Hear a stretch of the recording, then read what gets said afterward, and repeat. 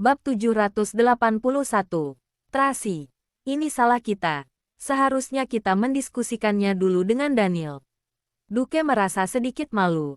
Daniel, jangan marah. Bagaimana kalau perjamuan malam ini kita anggap sebagai sebuah perjamuan biasa? Perihal kerjasama, kita bisa bicarakan lagi nanti. Aku mengeluarkan 20 triliun untuk berpartisipasi dalam saham. Masuk dengan adil dan sesuai peraturan. Kenapa masih tidak boleh bergabung? Tracy Moore balik bertanya tanpa ragu. Bahkan, seorang pengusaha Korea yang mengeluarkan 30 triliun dan hanya mengharapkan 10% dari saham. Aku juga tetap tidak mengizinkannya bergabung. Daniel meliriknya dengan dingin dan bertanya pada Duke, berapa banyak yang kamu berikan? Aku, Duke berkata dengan lemas, 15. 15. Daniel tidak mampu berkata-kata lagi. Apa kamu menganggap kerjasama proyek ini modal untuk bermain dengan wanita? Apa kamu bilang? Tracy Moore berteriak dengan marah. Sedikit investasi ini tidak berarti apa-apa bagiku. Untuk proyek ini aku bahkan menggunakan sumber dayaku sendiri. Jika keluarga Moore bergabung, malah akan menambah kekuatan proyek ini. Benarkah? Daniel mengangkat alisnya bertanya. Proyek ini kami siapkan untuk ekspansi ke negara Emron. Bawakan surat kuasa negara itu dulu. Baru kita diskusikan perihal kepemilikan saham. Kamu, Tracy Moore dibuat marah olehnya sampai tidak mampu berkata-kata. Daniel, masalah ini kita bicarakan nanti. Bisakah kamu memberiku muka malam ini? Duke menarik Daniel dan berkata dengan cemas. Beberapa mitra kerja sedang melihat kita. Tidak bagus bertengkar di perjamuan ini. Ayo, kita ke sana dulu. Anggap saja pesta makan malam. Perihal kerjasama, kita bicarakan nanti. Kali ini, Tracy tidak berbicara sedikit pun. Ia tidak boleh membuat Daniel tambah marah lagi.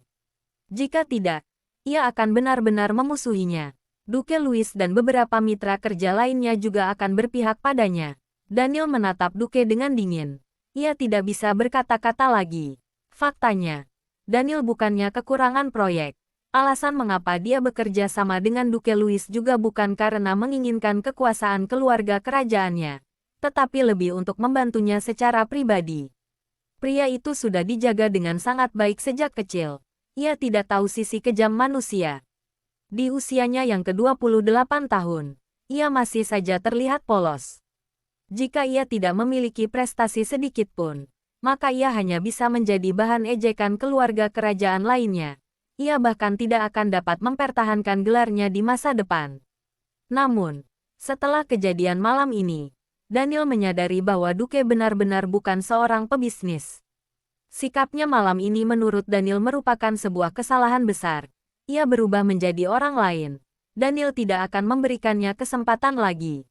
Namun saat melihat Duke Louis yang begitu memohon, kemudian melihat ke arah Tracy Moore, Daniel tidak lagi berkata apa-apa.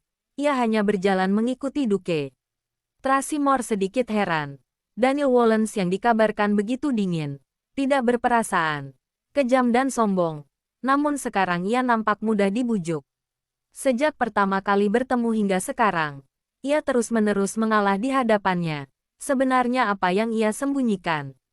Mungkinkah ia mengalah untuk menang? Sengaja mendorong dia masuk ke dalam jebakan. Nona Tracy, harap berhati-hati. Naomi berbisik di telinganya untuk mengingatkannya. Bahkan, ia juga merasa Daniel terlalu mudah dibujuk. Dalam situasi yang sama, jika Tuan Lorenzo Moore yang berada di sini, pasti sudah sejak awal ditendang keluar olehnya. Selamat malam, Presdir Daniel. Kelima mitra kerja berdiri menyapa Daniel dan memperkenalkan pasangan mereka masing-masing. Malam, Daniel sangat tidak menyukai situasi seperti ini. Ia berencana untuk memberikan salam sebentar, lalu pergi. Seorang wanita tiba-tiba bertanya dengan hati-hati, Presdir Daniel, kenapa tidak membawa istrimu kemari? Daniel tercengang.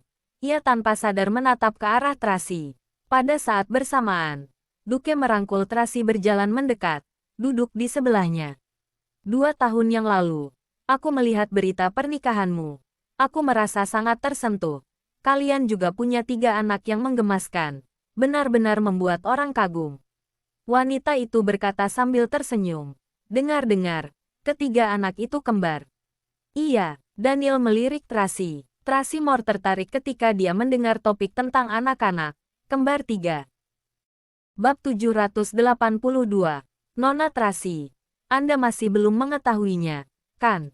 Melihat Tracy tertarik pada topik ini, nyonya itu segera mendekat dan berkata, ketiga anak kembar itu terdiri dari 2 tuan muda kecil dan seorang tuan putri kecil. Mereka sangat imut, bagaikan malaikat yang keluar dari lukisan. Sepertinya nama mereka Carlos, Charles dan Carla. Bukankah begitu, Presdir Daniel? Nyonya itu menatap Daniel sambil tersenyum. Ya, Daniel diam-diam menatap Tracy. Mendengar hal ini, muncul beberapa adegan samar-samar dalam pikiran Tracy. Dia sangat ingin mengetahui apa itu, tapi kepalanya mulai terasa sakit. Dia memegang kepalanya, tidak ingin orang lain menyadari hal ini. Oh ya, mereka juga memelihara seekor burung beo. Nyonya itu sangat antusias saat mengatakannya. Sepertinya namanya Rosie. Rosie, Naomi dan Paula saling bertatapan. Kenapa namanya begitu mirip dengan binatang peliharaan mereka? Nyonya Mandy, kenapa kamu begitu memahami hal ini? Nyonya lainnya merasa sangat tertarik.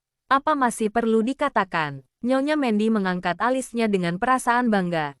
Dulu, aku melihat seluruh berita tentang pernikahan Presdir Daniel. Kisah cinta mereka lebih romantis dan indah daripada kisah dalam drama percintaan. Aku sampai menangis terharu. Aku juga melihatnya, tapi tidak terlalu detail. Nyonya Laura yang ada di samping juga menanggapi. Yang aku tahu, pengantin wanitanya adalah putri dari keluarga Hilton. Mendengar kalimat ini, ekspresi Daniel sedikit menegang dan dia mengalihkan pandangannya ke Tracy. Keluarga Hilton. Tracy mengangkat kepalanya dan menatap Daniel dengan ekspresi yang sangat rumit. Putri keluarga Hilton. Apa yang waktu itu bertindak kurang ajar pada Nona Tracy? Nyonya Mandy menatap Tracy dengan hati-hati. Dia tidak berani menyelesaikan kalimatnya. Bukan yang itu namanya Linda. Dia anak haram. Nyonya Wollens ini adalah putri yang dilahirkan dari istri resminya. Sepertinya. Jika ini acara gosip para wanita, aku tidak akan berpartisipasi. Daniel memotong pembicaraan Nyonya Laura, lalu berdiri dan mengancing jasnya. Kalian lanjutkan saja. Aku permisi dulu. Presdir Daniel, suami Nyonya Laura segera berdiri dan menjelaskan. Maaf, istriku terlalu cerewet. Aku pasti akan mendidiknya dengan baik. Benar, istriku juga sama. Suami Nyonya Mandy juga segera meminta maaf.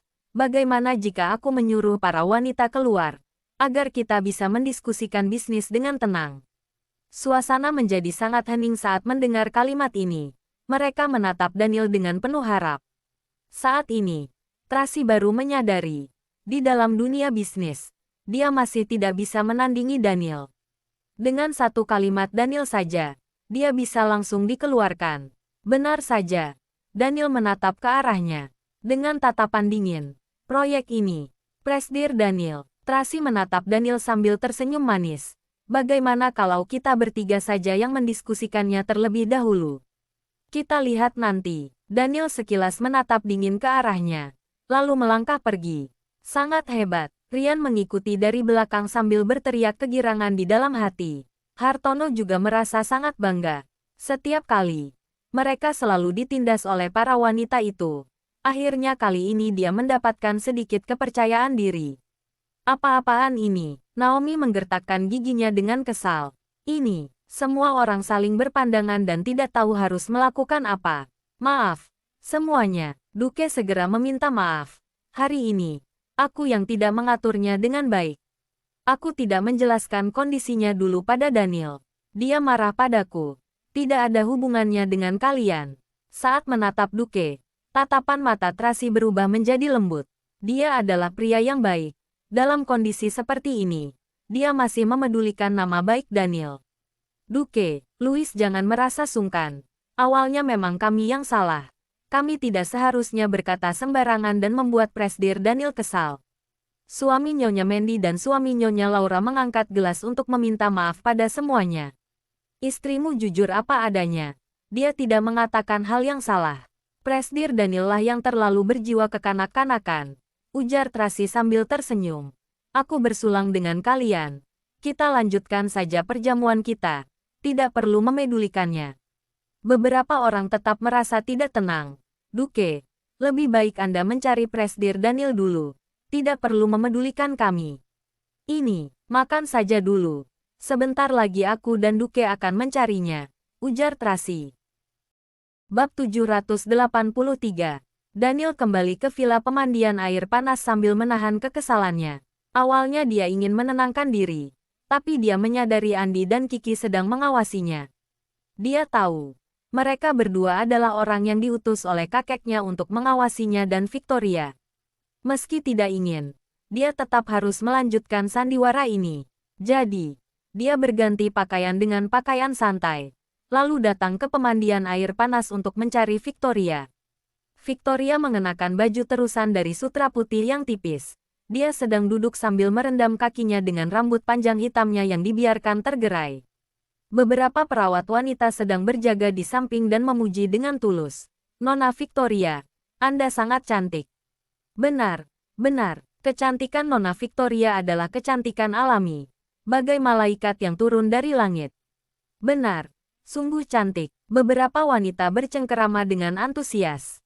Victoria tersenyum lembut, angin yang berembus, meniup pelan rambutnya dan semakin menampilkan kecantikannya. Hanya saja, dia memiliki kecantikan yang berbeda dari Tracy. Dia seperti seorang dewi yang tidak memiliki kesan duniawi.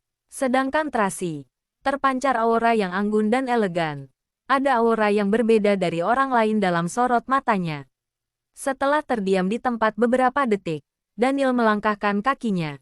Presdir Daniel, seorang perawat wanita menyadari kedatangan Daniel dan segera memberi hormat. Presdir Daniel, perawat wanita lainnya segera berdiri di samping. Saat melihat Daniel, Victoria sedikit panik. Dia segera mengulurkan tangannya untuk mengambil syal, tapi luka di tubuhnya membuatnya hampir saja terjatuh ke dalam air. Untung saja Daniel segera menahannya, dan karena tubuhnya tidak bertenaga, dia pun terjatuh ke dalam pelukan Daniel. Aroma bunga yang samar segera merebak, tubuh langsing dan lembut yang bergetar, bersandar di dada Daniel, terlihat sangat menawan. Kamu tidak apa? Daniel langsung mendorongnya dan memakaikan jaket di tubuhnya. Terima kasih. Victoria menggunakan bahasa isyarat. Matanya yang jernih menatap Daniel penuh makna. Daniel duduk di kursi santai yang ada di samping. Setelah dia memberi isyarat tangan, semua perawat wanita dan pelayan mundur ke sisi samping. Di sisi tanaman semak berbunga yang tak jauh dari sana, Andi sedang menatap ke arah sini sambil memegang ponsel. Dia sedang melakukan panggilan video. Tuan Besar sangat gembira melihat keintiman Daniel dan Victoria melalui kamera ponsel itu. Barusan hujan sangat deras. Apa perjalananmu lancar? Victoria melakukan bahasa isyarat, berusaha mencari topik pembicaraan. Kalau tidak lancar, bagaimana aku bisa tiba di sini sekarang? Ujar Daniel spontan. Ekspresi Victoria menjadi kaku sejenak. Dia tidak tahu harus bagaimana menjawabnya. Daniel bersikap seperti lelaki yang kaku. Tidak peduli topik pembicaraan apapun yang dibuka Victoria, dia selalu bisa menyudahi topik itu. Bagaimana? Apa terbiasa tinggal di sini? Daniel melirik ke arah villa. Lumayan. Victoria segera menanggapi. Aku sangat menyukai tempat ini. Baguslah kalau begitu. Daniel menganggukkan kepalanya, lalu menunjuk ke arah pemandian air panas. Sering-sering berendamlah. Itu baik untuk kesehatan tubuh. Setelah itu, dia ingin beranjak pergi, tapi Rian memberi isyarat mata. Dia tahu, kedua mata-mata itu, Andi dan Kiki, sedang mengawasinya dari suatu tempat. Tuan Besar pasti sedang melihat adegan ini, jadi dia masih harus bersabar. Terasa canggung, dia tidak bisa membahas topik apapun dengan wanita lain, kecuali dengan Tracy. Apapun yang dibicarakan oleh para wanita, dia tidak pernah merasa menarik. Apa tadi kamu mengalami hal yang tidak menyenangkan? Victoria tiba-tiba bertanya. Hah, Daniel sedikit terkejut. Bagaimana kamu tahu? Melihat dahimu yang sedikit mengerut, dan dari tatapan matamu sepertinya juga ada masalah. Victoria menatap Daniel sambil tersenyum, lalu melanjutkan bahasa isyaratnya. Sudah bertemu Duke Luisia. Ada masalah dengan kerjasamanya. Bagaimana kamu tahu aku bertemu Duke? Akhirnya Daniel mengalihkan perhatiannya pada Victoria. Tuan Erik bilang, kamu menghadiri perjamuan untuk bertemu dengan seorang teman penting. Ku dengar, belakangan Duke Louis sedang berada di kota Bunaken. Kupikir teman penting itu seharusnya adalah dia benar. Victoria tersenyum sambil melakukan bahasa isyarat. Lalu, kenapa aku bisa tahu suasana hatimu kurang baik? Apa kamu lupa aku belajar psikologi? Bab 784. Oh, iya, Daniel menganggukkan kepalanya. Kalau begitu, coba kamu tebak, kenapa aku membawamu ke sini? Tentu saja untuk melanjutkan sandiwara ini, agar kakek menganggap kita sedang berpacaran dan dia bisa kembali ke negara Maple dengan tenang. Saat melakukan bahasa isyarat, Victoria sengaja memiringkan tubuhnya, agar Andi dan Kiki tidak bisa mengambil gambar saat dia melakukan bahasa isyarat. Kamu sangat cerdas. Daniel menyunggingkan senyuman. Saat dia bersiap pergi, tiba-tiba terdengar suara mobil memasuki halaman. Tuan Daniel, Rian buru-buru mendekat dan berbisik di telinganya. Duke Louis dan Nona Tracy datang. Untuk apa mereka datang? Dahi Daniel mengernyit dan segera melangkah cepat keluar sambil memberikan perintah. Minta Lily awasi Victoria. Jangan sampai dia keluar. Selain itu, minta orang awasi Andi dan Kiki. Jangan sampai mereka melihat Tracy.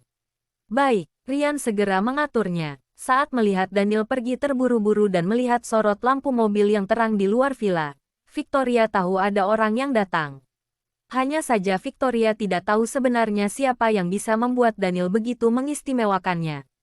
Nona Victoria, Anda sudah selesai berendamkan. Saat ini, Lily datang dengan terburu-buru.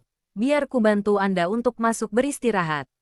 Saat mengatakannya, Lily melakukan isyarat tangan dan dua perawat wanita segera mendekat untuk memapa Victoria. Tubuh Victoria ditutupi oleh jaket Daniel, juga mengenakan sandal. Saat dia bersiap memasuki villa, ada beberapa orang yang berjalan masuk. Dia tanpa sadar mengangkat kepalanya untuk melihat. Selain Duke Louis, masih ada seorang lagi, seorang wanita. Karena ada jarak di antara mereka, dia tidak bisa melihat jelas rupa wanita itu. Dia samar-samar hanya dapat melihat lekuk tubuh seksi dan menawannya. Juga aura anggun dan elegan wanita itu. Meski dibatasi oleh jarak, tetap tidak bisa menutupi aura yang dipancarkannya itu. Nona Victoria, mari kita masuk.